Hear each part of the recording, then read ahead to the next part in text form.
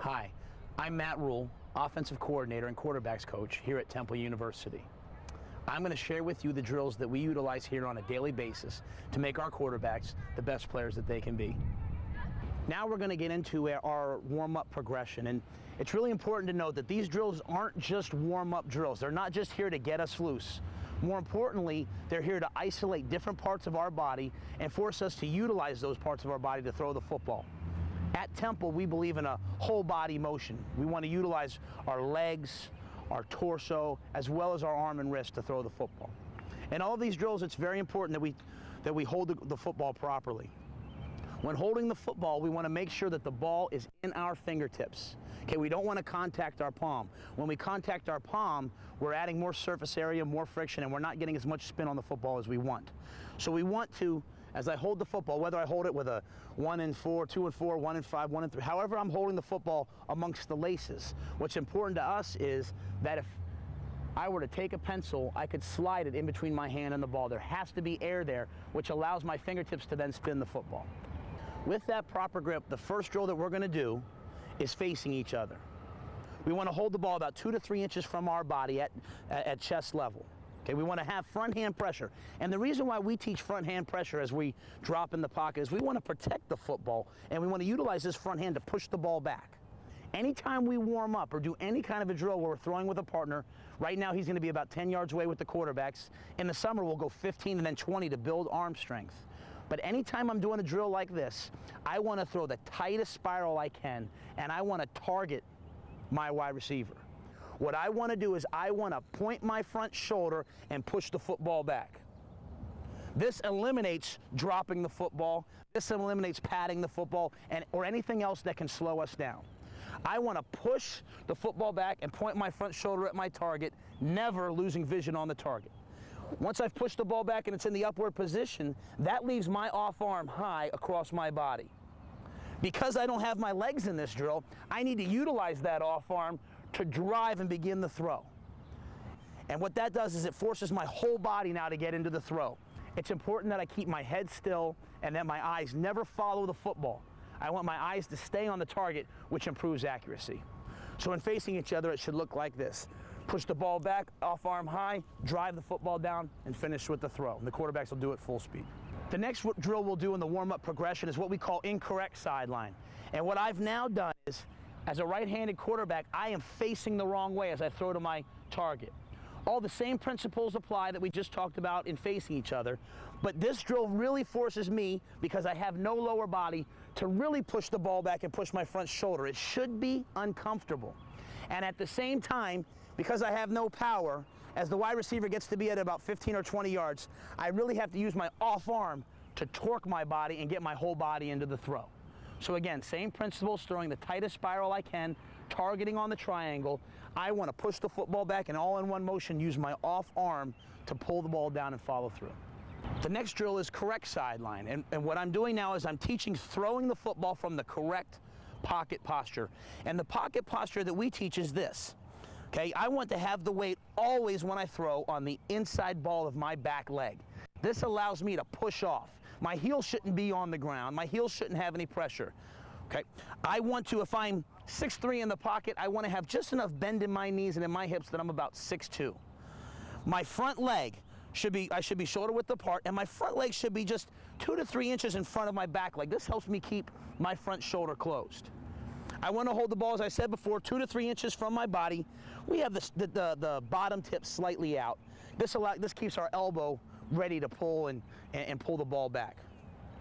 The important thing is, as we drop, while the ball is going nipple to nipple, when we get ready to throw, we begin to load the ball in our loading position on the back pec. And this is the same position I tell our guys. It's the same thing if I was a great fighter, a great boxer. I would hold my hand here in this locked position before I drove it and got ready to throw a punch. It's the same thing for us. The ball goes nipple to nipple, and as we get ready to throw, the weight goes to the inside ball of the back foot, and I have this ball 2 to 3 inches from my back pec, ready to be pushed back. From this position, the important thing is that because I have front hand pressure, is to push the ball back into this groove slot right here. Okay, we want to get the ball back, and we want the elbow to lead in the J shape as the ball gets back. So in the correct sideline drill, I am not going to use my front leg. I'm going to force my body to push itself back, and as I go to throw, my hip will block my upper body. We already said before that it's very important as I throw, I always want my throwing shoulder to point at the target with my head still. So in this drill, I've really got to utilize this off arm to force my body to turn, not my head, and get my shoulder in this position. Now we're going to put it all together with our perfect form drill. From the correct throwing posture, ball 2 to 3 inches from my backpack, bottom tip slightly out, my shoulders are relaxed, my elbows are down and at my side. Okay, my head is down the field. If I'm 6'3", I'm 6'2". The weight's on the inside ball of the back foot. I am going to exaggerate that feeling of getting that weight on the back leg and really work in this drill not only the upper body mechanics of pushing the ball back, of driving the off arm, of finishing with my eyes and head still, my eyes on the target, my throwing shoulder pointing at the target. I'm also going to work this weight transfer. So as I push the ball back, I am going to step 2 to 3 inches beyond the target. And we talk about this as if it's a bow and arrow. Okay, a bow and arrow, in order to get the bow to go that way, I've got to pull back and really create tension to let go. It's the same thing here. As I push the ball back, I push the bow and arrow back, I'm also stepping, and what I'm doing is I'm opening all these muscles and forcing them to work against each other. Okay, so weight's on the inside ball of the back foot, I step 2 to 3 inches beyond that target as the ball's back, and now when I decide to go, it goes. All that tension that I've created by pushing the ball back will now be released, and I'll produce real torque. When I step, it's very important that I land with my heel. I want a very, very small step, and I want to land on my heel. I don't want to land on my toe. When I land on my toe, I start to lock my front leg, and now the ball will be low or will be high. Okay, so in the perfect form drill, you'll see the quarterbacks, they'll sort of pause for a second to make sure they're really loading that back leg. They'll exaggerate it. Load the back leg, and now we'll step and throw. Here we can see the drill in a game.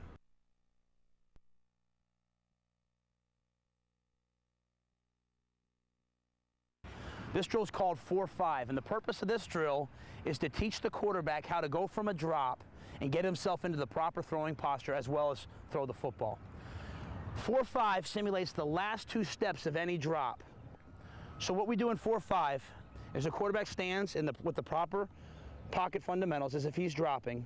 He's going to cross over on his 4th step and land on his 5th step. Now he should land on the inside ball of that back foot. He doesn't want his heel to contact the ground. Sink his weight onto his back leg, push the ball back, and utilize all the throwing mechanics we've taught. So it should look as follows. 4-5, sink and throw, always targeting his teammate. The final drill in this progression is 4-5 hitch. And this simulates any big 5 or big 7 step drop that we take, where we're going to take 5 steps, really getting back, we're going to break, hitch back, and make a throw to a wide receiver. When we teach the hitch, what we teach is the quarterback has taken 3 big steps, and on his 4th step, he'll cross over, and on his 5th step, because he's taken such a fast drop, he's got to utilize that 5th step to break himself. That puts his back leg out behind him. He actually dips his front shoulder. And from this position, without his upper body even moving, we now have to hitch back into the proper throwing position, which is our back leg underneath us with the weight on the inside ball of the back leg. So the quarterback will go 4-5 hitch and be ready to throw the football. Okay? In teaching this, we like to use some rhythm. We'll tell the quarterbacks 4-5 hitch and throw. 4-5 hitch and throw. Okay? In throwing, we want to push the ball back and utilize all the same mechanics we've discussed. But the important thing, again, is to keep the upper body still and now hitch back up underneath us. A variation of the 4-5 hitch is we'll hitch twice. Maybe the in cut is just coming open. So the quarterback now will take 4-5 hitch, hitch, always keeping that weight posted on that back leg. Every day, both in the season and out, we utilize a cross-field progression for our quarterbacks to warm up their lower bodies and to reinforce the mechanics of dropping with the football. When our quarterbacks drop, we want their chin on their front shoulder, and we want the ball to move 2 to 3 inches in front of their chest from nipple to nipple. This allows them to be athletic. We don't want big, grandiose movements. We want to keep our shoulders down and relaxed. We want to keep our elbows in, and we want everything to be as compact as possible. We want to have front hand pressure on the ball. We don't want to grip the ball tight. We always want this to be loose. So we utilize our front hand to kind of have the rhythm in the drop, but also to keep that ball secure as the defensive end might knock it out. The quarterbacks will start out in the cross-field progression by going half speed, just dropping to the hash and back and really isolating the mechanics of swinging the ball and having our eyes down the field. The next part of the progression is what we call big reach. And in big reach, we're working that big first step. Okay, and as we do big reach, what we want to do is we want to have our back leg go up and out. We want to stretch and strengthen this area of our body so that we have the ability to reach without our upper body having to really make ourselves go. We want to maintain everything nice and composed. So in big reach, the quarterback will take his back leg, reach for as much ground as possible without, or trying not to, have to use his upper body to make him go. The next part of our cross-field progression is what we call big cross. Now we're going to work on the front leg.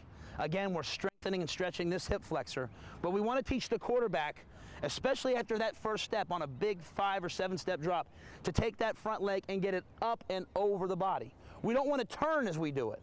So we're going to keep our front shoulder pointed down. Our chin is going to be on our front shoulder so we can maybe see the weak safety in our drop.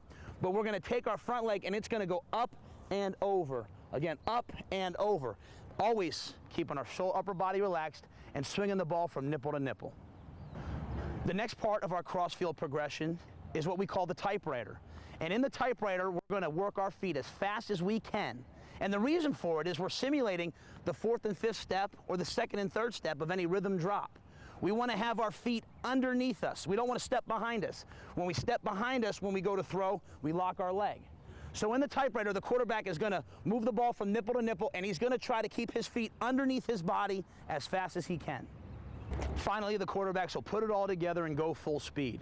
With their eyes down the field, they'll drop to the hash and back. It's a good warm-up. You can do it a couple times and make it a conditioning drill, but it really, really teaches the fundamentals. We want to put everything together. Now we're going to get into our drops, and we always utilize our drops on the sideline, utilizing a line so the quarterback can check his alignment with relation to where he started. The first drop that we teach is a 3-step drop. We're going to take all the drills that we did before and put them all together now. So the quarterback's going to take the snap on our 3-step drop, take a great big first step, driving the ball up to his chest. His toes should be pointed parallel to the line of scrimmage, perpendicular to his body. And now from here, from the first big step, from this position, the quarterback will now utilize the typewriter drill. He'll cross over on his 2nd step and land on his 3rd step. When he's going to his right, the quarterback will take a big first step, 2nd step, and on his 3rd step, he will start to set his stance arrow at the target. When we practice drops, if we're not throwing, we never simulate the throw. We don't want to ever end up off balance. So the quarterback will take 1 big, 2, 3, sink his weight on the inside ball of the back leg. Going to the quarterback's left, he will now take that big first step if he's a right-handed quarterback, cross over with the typewriter on his 2nd step, and on his 3rd step, he'll almost punch and give a little bit of ground. So he'll punch into the throw. This produces a little bit of power, but it also sets his stance arrow at the target. So again, to the left, the quarterback, big first step, crossover, kick into the throw, set my stance arrow, and I never simulate the throw. Our next drop is our 5 rhythm. That's anytime maybe we're throwing a skinny post or a speed out. The quarterback now will take that same great first step, and now he'll utilize the typewriter to take the 4 next fastest steps he can take on 2, 3, 4, and 5. To the right, on my 5th step, I set my stance arrow at the target. To my left, if I'm a right-handed quarterback, on my 4th and 5th step, I'm going to punch and kick into the throw. This again sets my stance arrow at the target to the left. Our next drop is our big 5. Okay, that's anytime we're going to take 5 steps and hitch, be it to throw a post, an in cut, or a curl. The quarterback now is going to take that same great first step. On his 2nd step, he's going to cross over. That's where that big cross drill came in, still keeping his eyes down the field. He'll take another great big 3rd step, keeping his toe parallel to the line of scrimmage, and now he'll utilize the 4-5 hitch drill. 4, 5, hitch, and throw.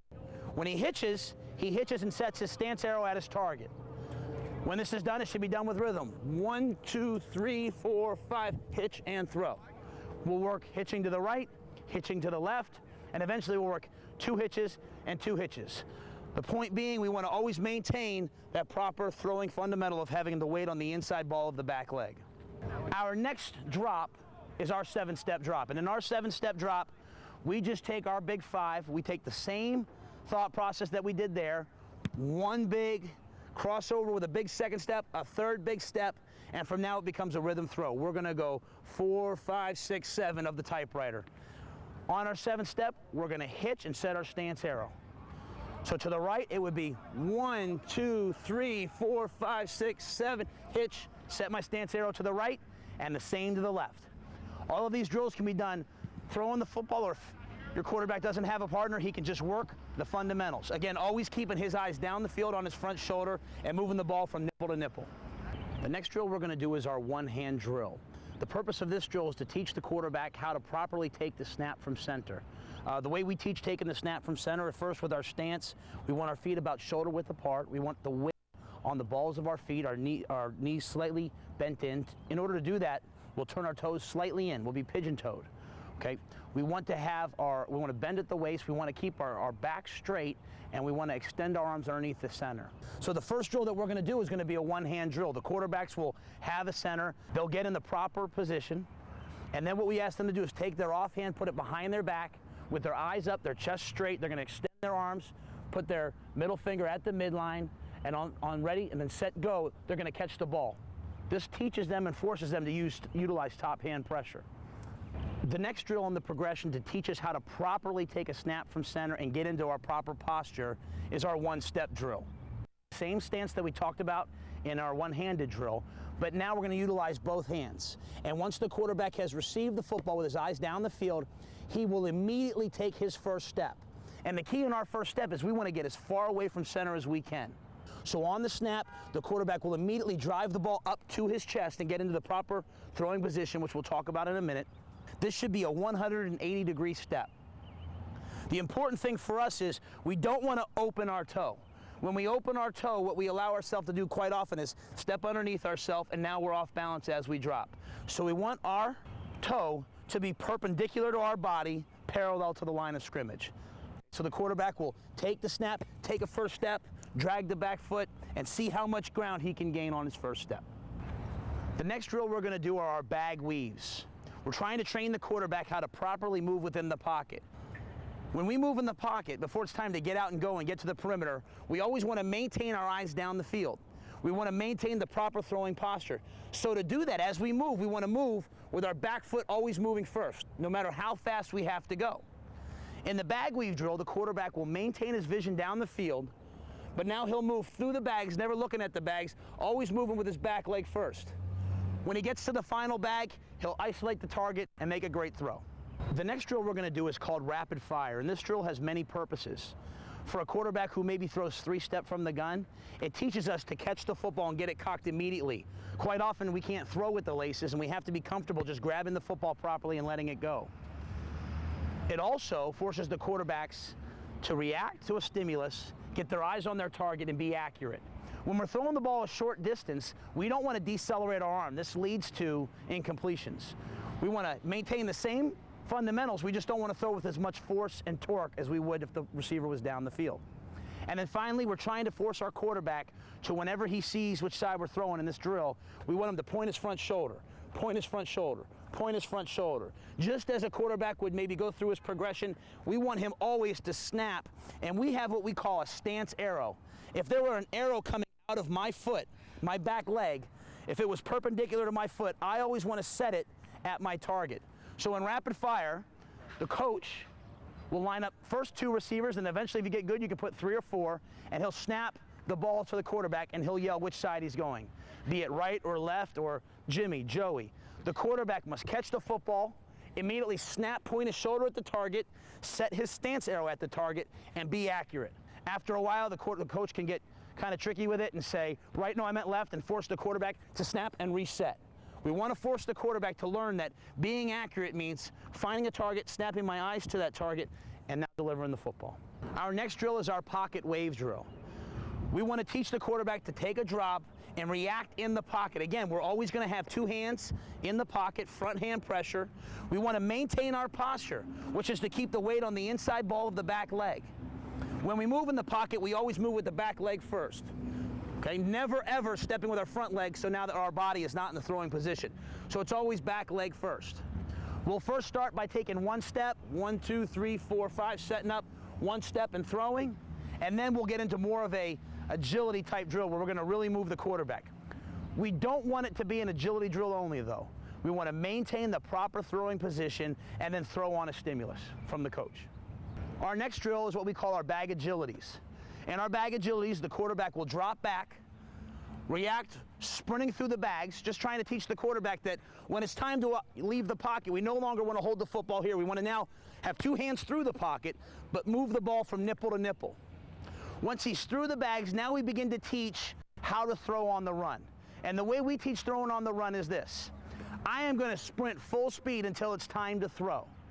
Once I'm ready to throw and I've isolated the receiver, I now am going to slightly stutter my feet, point my front shoulder at the target, and get this ball high. It's the only time we have the ball high. By doing this, what I've now done is I have pointed my shoulder and I've gotten just enough torque with my lower body being underneath me to let the ball go on the run. So the quarterbacks in this drill and bag agilities will drop, will run through the bags, and now they'll stutter their feet, point their shoulder, get the ball high, and make a throw. The important thing always when throwing on the run is that we finish running at our target. The next drill is our rushers drill. As opposed to a coach in pocket wave moving us, now we're going to react to two rushers.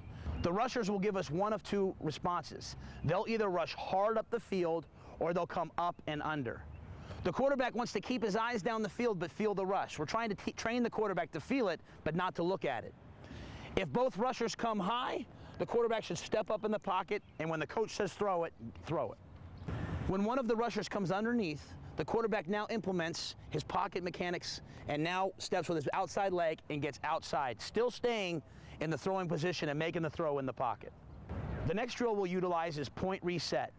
We set up 4 to 5 receivers in an arc shape, and what we want the quarterback to do in this drill is to find and see the whole field, find the open receiver, and as he drops, hit his 4-5, utilize the same mechanics we talked about earlier in 4-5 drill, but now hitch to the open target.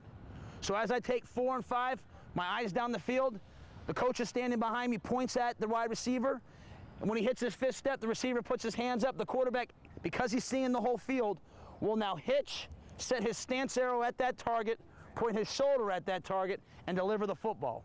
He'll immediately come back, catch the next ball, take his 5-step drop, hitch, and find and put the ball on the next target. Our next drill is called Run for Your Life. This simulates a free rusher coming through towards the quarterback as he's dropping. If I'm a right-handed quarterback and a free rusher comes up and underneath me in my drop, I'm now going to escape to the perimeter. Once to the perimeter, we utilize our throwing on the run mechanics of running at the target. When we see the target open, we now stutter our feet, point our front shoulder, and get the ball high before we throw. If the free rusher comes from our backside, once I feel him, I am now going to reverse out and get my head around as fast as I can, escape the pocket, and get into my throwing on the run mechanics then. Our next drill is the scramble drill. So in scramble drill, the quarterback will drop back, plant, and now he will run through the bags, which are set up in a zigzag shape. This is just to simulate stepping through bodies and having to weave his way through the pocket, but always maintaining his vision down the field. As always, we want to have two hands through the pocket. At any time that the coach puts his hands up and says throw, the quarterback must now hit his throwing leg and let the ball go. We don't want him to take 2 or 3 steps. So he might get all the way through the bags, he might do it immediately. Our next drill is called up and out. And what the up and out drill simulates is a quarterback dropping in the pocket, a high rusher coming free, him stepping up with 2 hands, sometimes having to evade the hand of the defensive end, and as he steps up, the pocket's been pushed and he must now get outside the pocket. So a quarterback on the up and out drill will take a 5-step drop, the rusher will come high, he'll step up, he'll get out of the pocket. It's important when you get out of the pocket that you now, because you stepped up, get depth and get into your throwing on the run mechanics. The next drill we utilize is the circle drill. Just like point reset and rapid fire, we're trying to train the quarterback when he doesn't know who's open to stay in the proper throwing fundamentals. We don't want him to start to just bounce. At the same time, once he sees who's open, we want him to point his shoulder at the target and set his stance arrow at the target before he pushes the ball back and finishes the throw. So in the circle drill, the other quarterbacks will align around him. The coach will have the quarterback close his eyes. He'll give them a number, you first, you second, you third. And now the quarterback will bounce, always keeping that weight on the inside ball of the back leg. Okay, when a wide receiver presents itself, he'll snap, give him the football, pick another ball up, and keep going until he's gotten through his whole group of guys. Our next drill is called the shield drill. And the shield drill All it's doing is trying to train our quarterback that as he goes to throw and he feels pressure, we want him to always throw even though something might flash in his face. At the same time, once he's been hit, we want the quarterback to give with pressure. So in the shield drill, the coach will be down the field, giving him a stimulus of when to throw. And as he takes his drop and throws the football, he'll throw, get hit with the shield, and we just ask him to give a little bit of ground so he doesn't hurt himself. Our next drill is called the clap drill. In the clap drill, we're simulating for the quarterback dropping, seeing a stimulus, putting his foot in the ground, and delivering the football.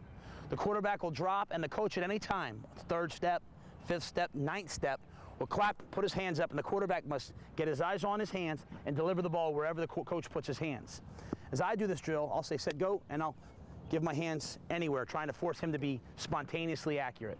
The next drill that we do to simulate responding to the rush is called crazy throw drill. We do this maybe once a week, but it's a fun drill for the quarterbacks. It builds arm strength, but all two quarterbacks do is they pair up, and all I'm going to do is I'm going to practice throwing off my back leg, throwing off my front leg, throwing, falling down, jumping and throwing, and we want to just have already practiced every throw we might ever make. Our final drill is our sprint out drill, and we'll work it from under center and from the gun. When I'm sprinting out to my right from under center, I want to open at a 45-degree angle and sprint for 5 yards. I've got to gain depth away from the line of scrimmage. Once I hit that 5-yard mark at 45 degrees, I'm now going to sprint on a straight line and get outside the pocket. Okay, once I've gotten outside the pocket, I now start to accelerate towards my target, head downhill, and now get into my proper throwing on the fun fundamentals of when it's time to throw, stutter my feet, point my front shoulder, and get the ball high. So there's really 3 phases when we teach the sprint out. There's getting away from the line of scrimmage for 5 yards, there's the leveling off, and now we want to get downhill and get into our throwing on the run mechanics. When going to the left, the only difference is instead of opening at a 45 to my throwing hand, I'm now going to open steeper at a 70-degree angle and give myself a little bit more depth so I can attack at the target.